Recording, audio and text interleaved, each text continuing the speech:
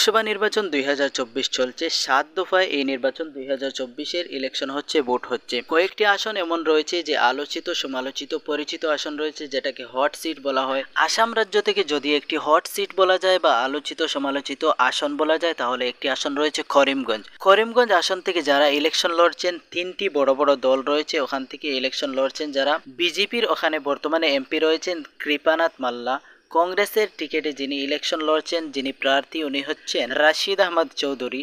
আবার ওখানে একটি আসামের দল রয়েছে ইউডিএফ এর প্রার্থী যিনি, উনি হচ্ছেন শাহাবুল ইসলাম চৌধুরী। ত্রিপুরা থেকে যদি বলা যায়, একটি আসন রয়েছে পশ্চিম ত্রিপুরা। এই পশ্চিম ত্রিপুরা আসনের মধ্যে যারা নির্বাচন লড়ছেন, ইলেকশন লড়ছেন, বিজেপির যে টিকিট প্রাপ্ত যিনি ক্যান্ডিডেট, ওখান থেকে ওনার নাম হচ্ছে বিপ্লব কুমার দেব, যিনি ত্রিপুরার আগের মুখ্যমন্ত্রী ছিলেন। আবার ওই সিট থেকে বিরোধী দলের যিনি ক্যান্ডিডেট, যিনি ইলেকশন লড়ছেন, বিপ্লব কুমার দেবের বিরুদ্ধে যিনি ইলেকশন লড়ছেন, উনি হচ্ছেন ত্রিপুরার কংগ্রেসের, জাতীয় কংগ্রেসের সভাপতি আশিস কুমার সাহা। এই জন্য ত্রিপুরার এই একটি আসন রয়েছে যেটি আলোচিত সমালোচিত একটি হট সিট।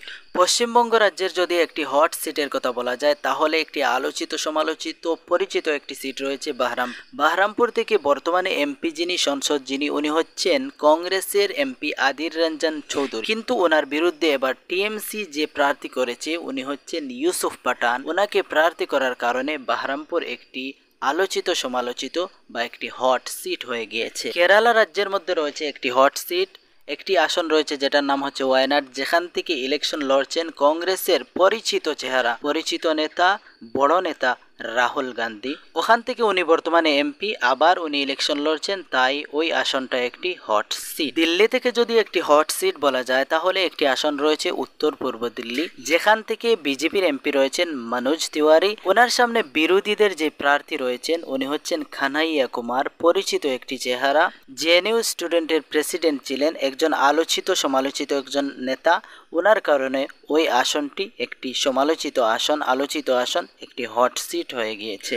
আসাম রাজ্যের মধ্যে রয়েছে আরও একটি হট সিট, ওই আসনটির নাম হচ্ছে ধুবড়ী, যেখান থেকে এমপি হচ্ছেন এআইইউডিএফ এর লিডার, প্রেসিডেন্ট মৌলানা বদরুদ্দিন আজমল। ওনার সামনে এবার কংগ্রেসের যিনি প্রার্থী, উনি হচ্ছেন আসামের কংগ্রেসের একজন বড় লিডার, বড় নেতা, ওনার নাম হচ্ছে রাকিবুল হোসেন। তাই ধুবড়ী আসনটি, ধুবড়ী লোকসভা আসনটি একটি হট সিট হয়ে গিয়েছে। উত্তরপ্রদেশের একটি আসন রয়েছে বারাণসী, যেখান থেকে বর্তমানে এমপি আমাদের দেশের প্রাইম মিনিস্টার, প্রধানমন্ত্রী নরেন্দ্র মোদী, উনি আবার ওখান থেকে ইলেকশন লড়ছেন, তাই ওই আসনটা একটা হট সিট। উত্তরপ্রদেশের মধ্যে আরও একটি হট সিট রয়েছে যেটার নাম হচ্ছে কন্নৌজ, যেখান থেকে ইলেকশন লড়ছেন সমাজবাদী পার্টির প্রেসিডেন্ট অখিলেশ যাদব, যেখান থেকে ইলেকশন লড়ছেন, তাই ওই আসনটি একটি হট সিট। উত্তরপ্রদেশের মধ্যে রয়েছে আরও একটি আসন যেটার নাম হচ্ছে রায়বেরেলি, যেখান থেকে ইলেকশন লড়ছেন রাহুল গান্ধী, কংগ্রেসের নেতা। উনি দ্বিতীয় সিট এখান থেকে ইলেকশন লড়ছেন, যদিও উনি আরও একটি আসন থেকে বর্তমানে এমপি কেরালার ওয়ায়নাড থেকে, কিন্তু এখানে দ্বিতীয় আসনে ইলেকশন লড়ছেন, তাই ওই আসনটাও একটা হট সিট হয়ে গিয়েছে, যার কারণে এই আসন একটি সমালোচিত, আলোচিত, পরিচিত আসন। তেলেঙ্গানা রাজ্যের হায়দ্রাবাদ লোকসভা আসনটিও হচ্ছে একটি হট সিট। ওখান থেকে যিনি এমপি, উনি হচ্ছেন ব্যারিস্টার আসাদুদ্দিন ওয়েসি। উনি হচ্ছেন এআইএমআইএম দলের প্রেসিডেন্ট, সভাপতি। উনি ওখান থেকে অনেক আগে থেকে এমপি। 2024 লোকসভা নির্বাচনের জন্যেও উনি হায়দ্রাবাদ আসন থেকে এআইএমআইএম দলের ওখান থেকে প্রার্থী, উনি ক্যান্ডিডেট, তাই ওই আসনটি একটি হট সিট বা আলোচিত একটি আসন। এখানে আমি দেশের মধ্যে 10টি এমন আসন রয়েছে যেটা হট সিট, ওই আসনগুলোর বিষয়ে আপনাদের সামনে তুলে ধরেছি।